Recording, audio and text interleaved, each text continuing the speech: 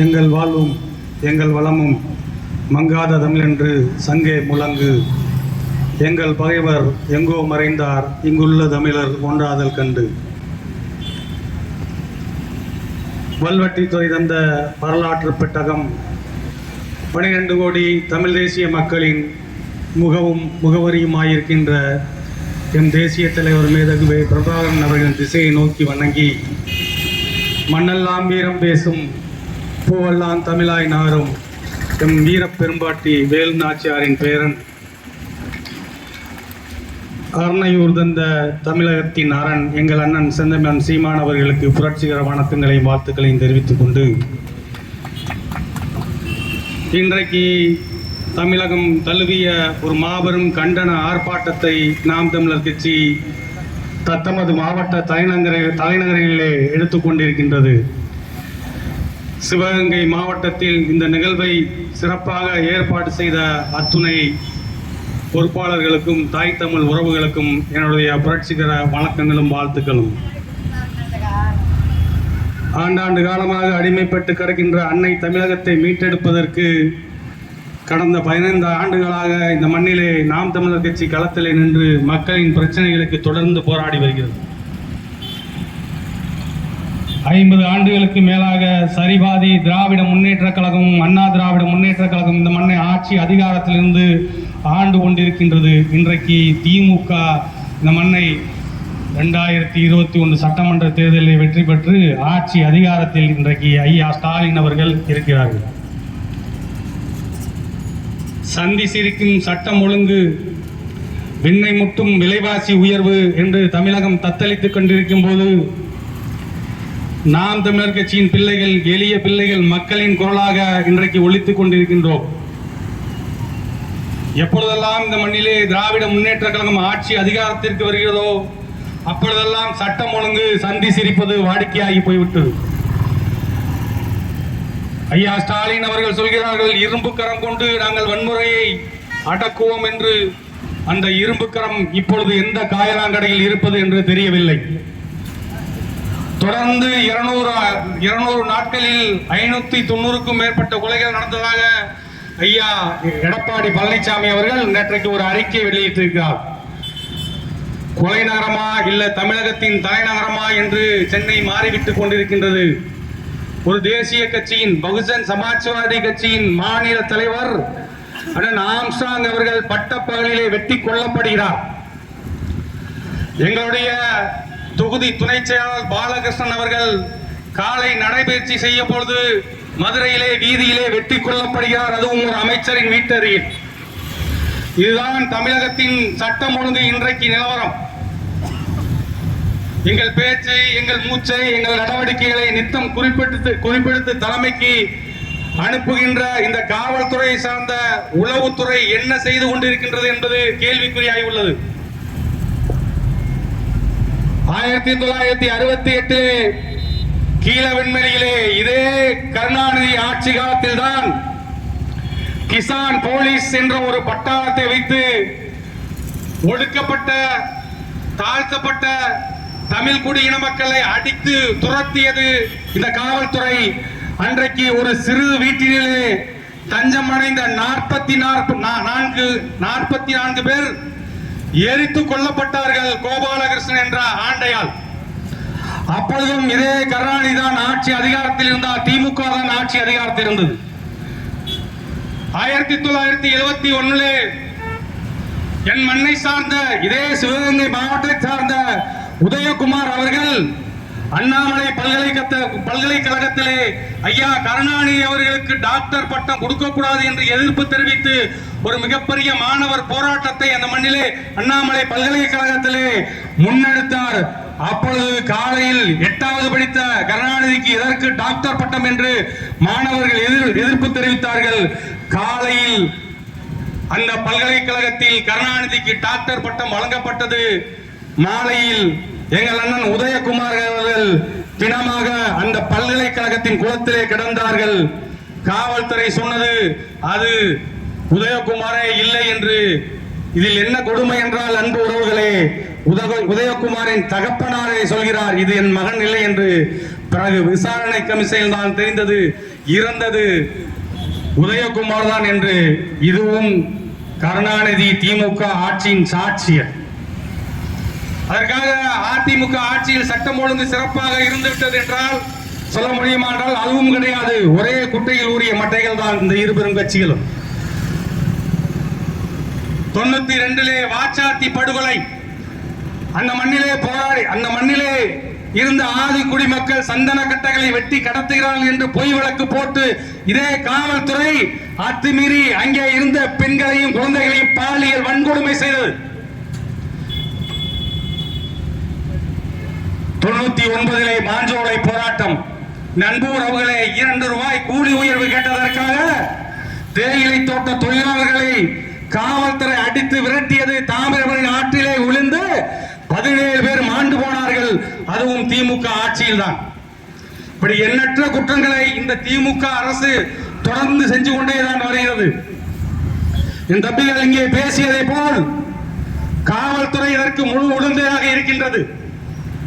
கடந்த வாரம் கடலூரில் 3 பேர், ஒரு வீட்டில் ஒரே குடும்பத்தை சார்ந்த 3 பேர் எரித்து கொல்லப்பட்டார்கள். வெட்டி படுகொலை செய்யப்பட்டு மறுநாள் காலையில் அவர்களை எரித்து கொன்றார்கள். அந்த கொலைகாரன், அந்த பையன் சிறுவன், 21 வயது நிரம்பிய அந்த சிறுவன் காவல் நிலையத்தில் அவன் வாக்குமூலம் கொடுத்திருக்கின்றான். நானும் எனது நண்பனும் கஞ்சா போட்டுவிட்டு அவர்களை பழி தீர்க்க வேண்டும் என்று பேசினோம் என்று. அப்படி என்றால் கஞ்சா இந்த நாட்டில் எப்படி புழங்குகிறது என்று பாருங்கள். இந்த நாட்டில் நடக்கின்ற அத்தனை குற்றங்களுக்கும் காரணம் மதுவும் கஞ்சாவும் தான் என்பதை நீங்கள் மறுக்க முடியாது. மெத்தடமைன் என்ற ஒரு போதைப் பொருளை விற்று திமுகவின் நிர்வாகி கைதாகி சிறையில் இருக்கின்றார். இன்றைக்கு வீதிதோறும் சாராய கடைகள் திறந்து இருக்கிறார்கள். அதிலும் 11 to 11 என்று, அதற்கு பெயர் தமிழிலே மனம் மகிழ் மன்றம். இப்படியெல்லாம் பெயரை வச்சுட்டு யாரும் மகிழ்ச்சி படுத்துறாங்க தெரியல. அது அந்த மனமகிழ் மன்றம் என்ற அந்த 11 to 11 அந்த பார் என்று சொல்லக்கூடிய அந்த மதுபான கடைகள் யாருக்கு மதுக்களை வழங்க வேண்டும் என்றால் அந்த மணமகிழ் மன்றத்திலே அந்த கிளப்பிலே மெம்பர்ஷிப் கார்டு வச்சிருக்கவங்க தான் மது கொடுக்கணும். ஆனா இங்க பாருங்க, ரோட்ல போறவன் வர பூரா அங்கதான் இருப்பான். இது சட்டத்தை மீறிய செயல். ஆனால் ஆளுகின்ற அதிகார வர்க்கம் அனுமதி கொடுத்து விட்டு அவர்களுக்கு தேவையான பணத்தை பெற்றுக்கொண்டு வேடிக்கை பார்க்கின்றது. தினமும் ஒரு கொலை, தினமும் ஒரு கொள்ளை, தினமும் ஒரு கற்பழிப்பு. கொலை நடக்காத இடம் ஏதாவது ஒன்று இருக்கின்றதா அன்பு உறவுகளே? ஆலயத்திலே, கோவில்களிலே, வழிபாட்டு தலங்களிலே எல்லா இடத்துலையும் கொலை நடக்குது. எங்க அண்ணன் சேவியர் கொல்லப்பட்டார் கன்னியாகுமரியிலே ஆலயத்திலே. வரராஜ பெருமாள் ஆலயத்திலே காஞ்சிபுரத்திலே சங்கர்ராமன் கொல்லப்பட்டார் ஆலயத்திற்குள்ளே. நீதிமன்ற வளாகத்திற்குள்ளே இன்றைக்கு படுகொலைகள் நடக்கின்றது. தெருக்கள் தோறும் இன்றைக்கு கொலைகள். ஏழு தெருவில் பிரச்சனை என்றால் சிவகங்கையிலே இரட்டை கொலை. எல்லாத்திற்கும் கொலைதான் தீர்வு. காரணம், இந்த மண்ணிலே கஞ்சா போதைப் பொருள் சுலபமாக இளைஞர்களிடம் கிடைக்கின்றது. அதனால் அந்த போதையிலே அவன் என்ன செய்வதான், என்ன செய்கிறான் என்று அவனுக்கே தெரியாமல் இப்படி கொடூரமான கொலைகள் இந்த மண்ணிலே நடக்கின்றது. அடித்தட்டு மக்களுக்காக, உழைக்கின்ற மக்களுக்காக போராடிய எங்கள் அக்கா லீலாவதி மதுரை மாமன்ற உறுப்பினர் திமுக குண்டர்களால் கொல்லப்பட்டார்கள். அந்த வழக்கில் இருந்து அனைவரும் விடுதலை செய்யப்பட்டிருக்கார்கள். பிறகு எப்படி அவரை அறுவாலை எடுத்துக்கொண்டு அவரை வெட்டி தற்கொலை செய்து கொண்டாரா? இந்த அளவுக்குத்தான் இந்த நீதிகள் இங்கே இருக்கின்றது. எங்கள் ஐயா தமிழகத்தின் முன்னாள் அமைச்சர், சிவகங்கை மாவட்ட மக்களால் அன்போடு தாக்கி என்று அழைக்கப்பட்ட தாமண்டா கிருஷ்ணன் அவர்கள் ஒரு காலை பொழுதிலே அவர் வீட்டருகிலே நடைபயிற்சி செய்து கொண்டிருக்கும் போது வெட்டி படுகொலை செய்யப்பட்டார்கள். அந்த படுகொலை குற்றவாளி சாட்டப்பட்ட ஐயா கருணாநிதி மகன் உட்பட 13 பேர் விடுதலை செய்யப்பட்டிருக்கிறார்கள். எங்க ஐயா தற்கொலை செய்து கொண்டாரா? இதை இந்த மண்ணிலே நகரமன்ற தலைவராக எங்கள் அண்ணன் தேங்காய் கடை முருகன் அவர்கள் ஒரு மாலை மதிய வேளையிலே இந்த இடத்திலே மகிழ்ந்துளை செல்லும் போது குண்டு வெடித்து செத்தாரே, அவரை குண்டு வைத்து வெடித்துக் கொண்டு தற்கொலை செய்து கொண்டாரா? எண்ணற்ற அரசியல் படுகொலைகள். முன்னாள் சபாநாயகர் ஐயா ஆலடி அருணா அவர்கள் திருநெல்வேலியிலே வெற்றி கொல்லப்பட்டார்கள். இதன் தொடர்ச்சியாக வரிசையாக இப்பொழுது தலைநகரத்திலே பகுஜன் சமாஜ் கட்சியின் மாநில தலைவர் ஆம்ஸ்ட்ராங் அவர்கள் கொல்லப்பட்டிருக்கிறார்கள். இத்தனைக்கும் இந்த காவல்துறை இதையெல்லாம் வேடிக்கை பார்த்துக் கொண்டிருக்கிறது. இந்த காவல்துறையின் வேலை என்ற எங்கள் அண்ணன் சீமான் சொல்வதை போல குற்றவாளிகளை கைது செய்வது காவல்துறையின் வேலை அல்ல. குற்றங்களை நடக்காமல் சமூகத்தில் குற்றங்களை நடக்காமல் பாதுகாப்பதுதான் காவல்துறையின் வேலையாக இருக்க வேண்டும். அப்படி ஒரு காவல்துறையை நாம் தமிழர் கட்சி இந்த மண்ணிலே ஆட்சி அதிகாரத்திற்கு வந்தபோது நாங்கள் படைப்போம். இன்னைக்கு காவல்துறை என்ன பண்ணுது?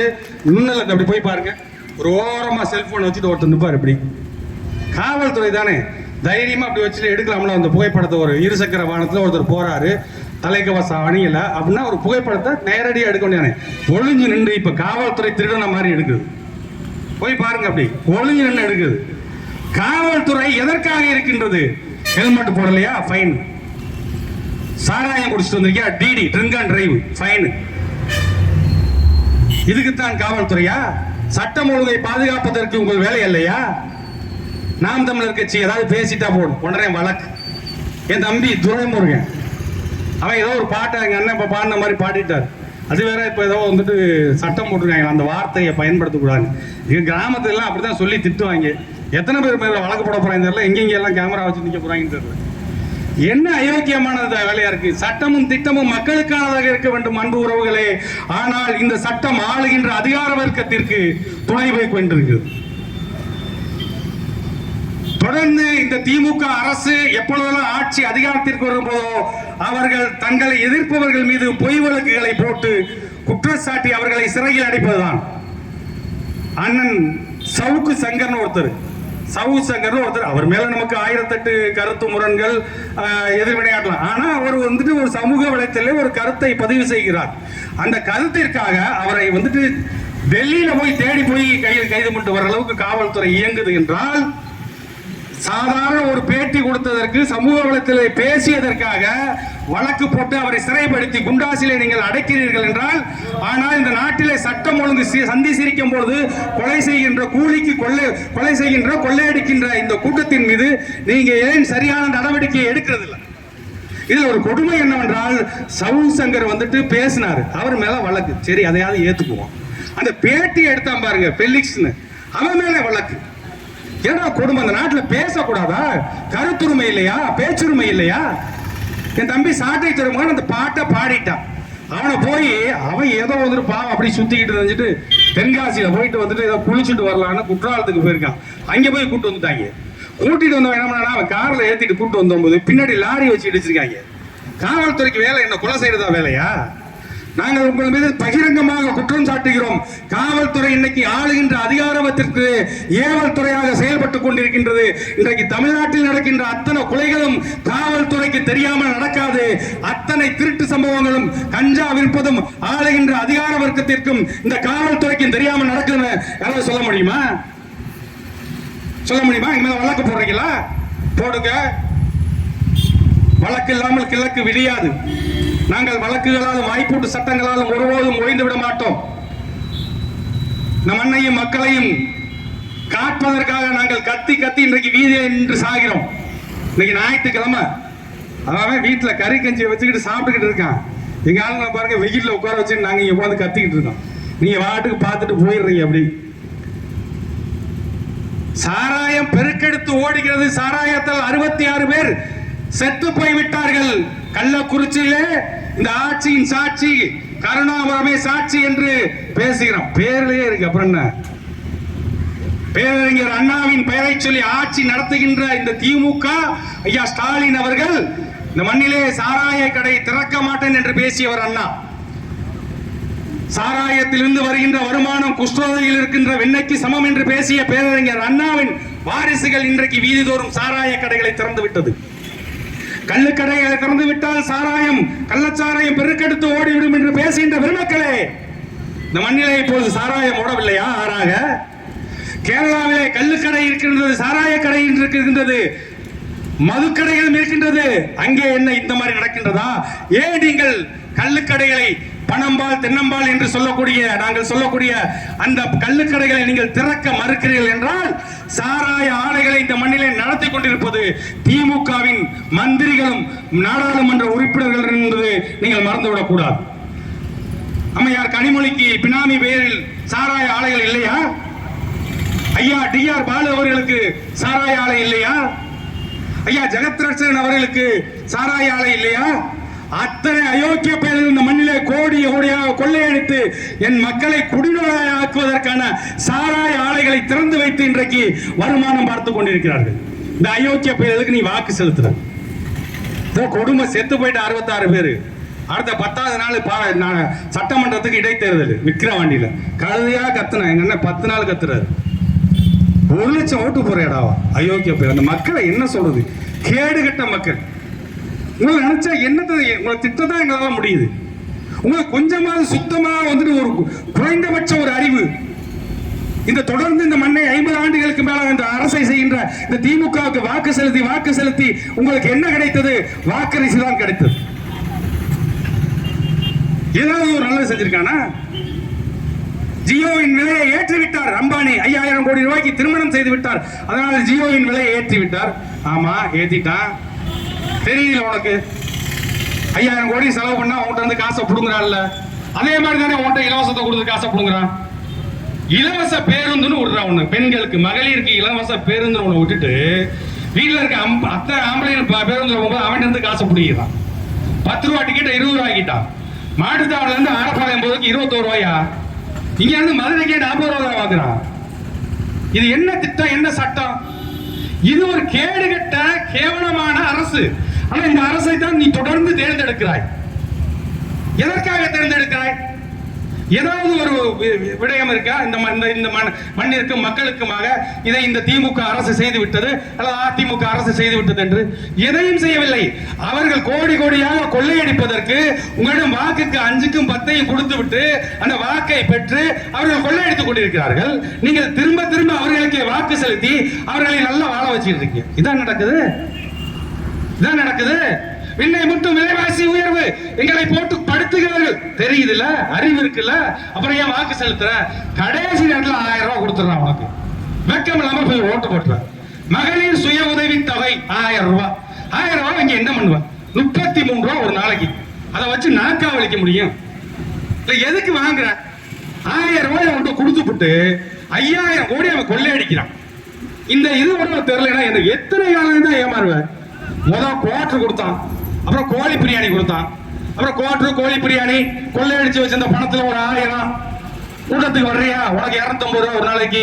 கூட்டத்தை அவன் கூப்பிடறானா போக கூடாது, இங்கேயே உட்காரு பட்டியல. ஆடு மாடு மாதிரி கேவலமா அந்த டாடா ஏஸ் வாகனத்துல அடைச்சி ஏத்திட்டு போறான். ஒரு இடத்துல பட்டி மாதிரி போட்டு உட்கார வச்சிருக்கான். என்னடா இது? கேவலம் கேடு கட்ட ஒரு இந்த பரநாயகமாக நடக்கின்ற தேர்தலில் நீங்க வாக்கு செலுத்தி என் அன்பு மக்களே, மீண்டும் இந்த திராவிட கட்சிகள் ஆட்சி அதிகாரத்தில் இருந்தால் கடைசி வரைக்கும் தெருவில் நின்றும் கத்தித்தான் சாக வேண்டுமே தவிர ஒருபோதும் இந்த மண்ணிலே ஒரு மாற்றத்தை ஏற்படுத்த முடியாது. மின்கட்டணம் உயர்வு இன்றைக்கு கருணாநிதி ஆட்சி திமுக ஆட்சி வந்தாலும் மின்சாரமே இருக்காது. தைரியமா போய் வந்துட்டு ஒருத்தர் கரண்ட் கப்ப பிடிச்சி நின்றுட்டு இருக்கான். ஏடா சாக்கடிக்க போகுன்ற கருணாநிதி ஆட்சி திமுக ஆட்சி ஸ்டாலின் ஆட்சி அதெல்லாம் ஒண்ணும் ஆகாதுன்றான். இப்படிதான் இருக்கு இந்த நாட்டுல. மின்சார தடையாய் நாடு முழுவதும் மின்சாரம் தடைபடுகிறது. அதை சீர் செய்வதற்கு அரசிற்கு துப்பில்லை. ஆனால் 2 மாதத்துக்கு 3 மாதத்துக்கு ஒரு முறை மின் கட்டணத்தை உயர்த்தி கொண்டே இருக்கின்றது. தொழில் செய்ய முடியவில்லை. தொழிலாளர்கள் சிறுதொழில் குறுதொழில் நடத்துவர்களால் இந்த மண்ணிலே தொழில் செய்ய முடியவில்லை. வியாபாரிகள் வியாபாரம் செய்ய முடியவில்லை. மின் கட்டணம் உயர்வு, பால் விலை உயர்வு, சொத்து வரி உயர்வு எல்லாத்தையும் உயர்த்திட்டான். நீ என்ன பண்ண போற? பத்திரப்பதிவு செய்ய முடியல. கண்ணை மூடிட்டு அவார்டு ஏத்துறா. எங்க யாருக்காக ஏத்துற? உனக்கு கொடுத்து இந்த இலவச 1000 ரூபாய் கொடுத்துட்டு அவன் ஒவ்வொருத்தன் தலையிலையும் 50,000 1 லட்சம் வந்து கடன் வாங்கிக்கிறான். இப்படிப்பட்ட ஒரு கேடுகட்ட அரசுக்கு நீ திரும்ப வாக்கு செலுத்துற. சட்டம் ஒழுங்கு சரியில்லை. சட்டம் ஒழுங்கை சீர் செய்வதற்கு தான் உங்களுக்கு அரசு அதிகாரத்தை மக்கள் கொடுத்திருக்கிறார்கள். இந்த மண்ணிலே கடந்த வாரம் வெள்ளிக்கிழமை பூத்திருவிழா, இந்த மண்ணில் பூத்திருவிழா நடத்துவதற்கு கலை நிகழ்ச்சி நடத்துவதற்கோ ஆடல் பாடல் நடத்துவதற்கோ எந்த நிகழ்வுகளுக்கும் காவல்துறை அனுமதி மறுக்கின்றது. காரணம் சொல்கிறது சட்டம் ஒழுங்கு கெட்டுவிடும், சட்டம் ஒழுங்கு பிரச்சனை வரும் என்று. அப்புறம் என்ன புடுங்குறதுக்கு ஹைகோர்ட்டுக்கு நீங்க இருக்கீங்க? காவல்துறையா? அரசு இயந்திரம் எதற்கு இருக்கின்றது? இந்த மண்ணிலே அந்த வெள்ளிக்கிழமை ஆனால் பூத்திருவிழா இங்க நடக்கும் பூச்செறிதல் விழா மாலை ஆரம்பித்து விடிய விடிய காலைல வரைக்கும் நடத்தும். அப்புறம் காவல்துறை அதிகாரி வந்தாரு, அதை 12 மணி ஆக்குனாரு. இப்ப சுத்தமா இல்லாம ஆக்கி விட்டாங்க. அடுத்த முறை நம்ம ஒரு பெரிய போராட்டத்தை எடுக்கணும்.